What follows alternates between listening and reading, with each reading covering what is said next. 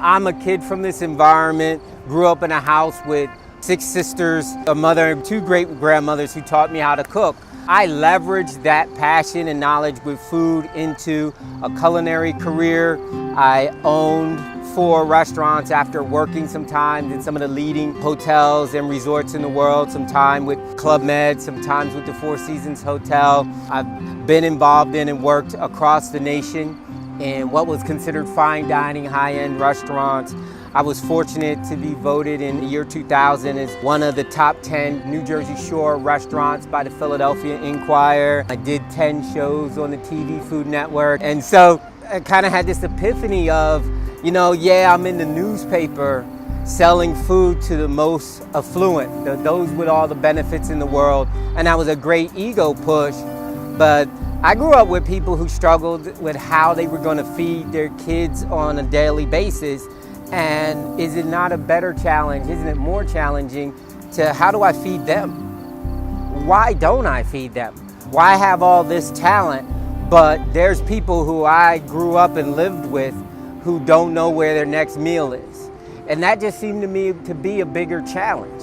And so what I did is I transitioned. I spent some years working in hospitals. I spent some time working in nonprofit organizations who were feeding kids who aged out of the foster care system, homeless people, people out of rehab, people in halfway houses.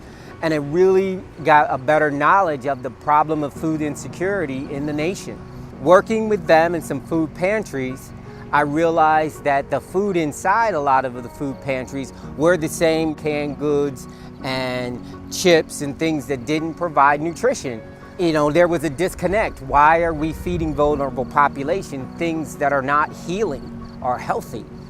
So I took some of my farm-to-table knowledge that I learned from my own restaurants, farmers that I knew from doing farm-to-table in 2 restaurants in Vermont, and understood that here was a healthy process to get healthy items into and onto the plates of people.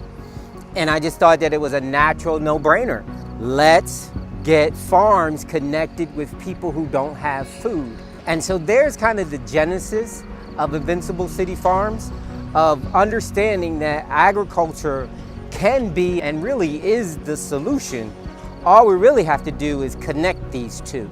There's hungry people and there's farms that produce farms. As a matter of fact, your standard farmer needs more business. So how do we connect these two?